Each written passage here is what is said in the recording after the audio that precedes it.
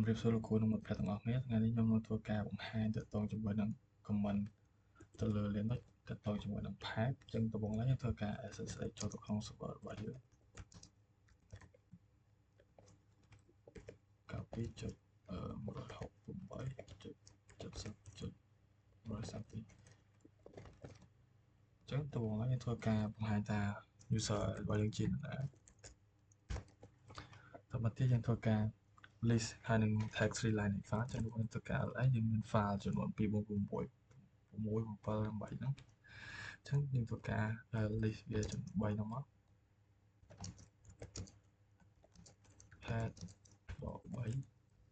យើងធ្វើបាន3 file ហ្នឹងហើយបន្តមកទៀតយើងធ្វើការ create no file ហើយតមក write line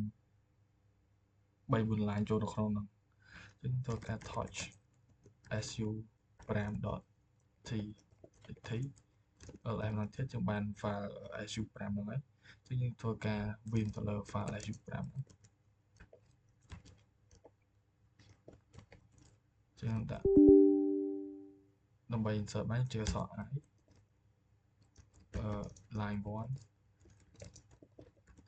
line 2 line 3 line 4 line 5 line 6ហ្នឹងទៅយើងធ្វើការ save វា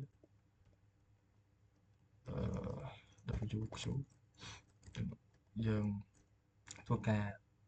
tag នៅ3 line ចេញពី file su pram ហ្នឹងអញ្ចឹងដើម្បី tag 3 line ចេញពី file su pram ហ្នឹងបានយើងសរសេរថា cat file ហ្នឹងមក su pram.txt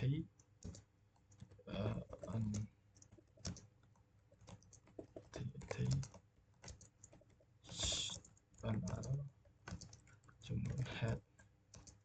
ដក3មកអញ្ចឹងយើងទទួលបាន3 line ទាំងមកហើយអញ្ចឹងអស់ហើយសម្រាប់ comment ក្នុង lab មួយនេះអរគុណលោកគ្រូនិងមិត្តភក្តិទាំងអស់គ្នា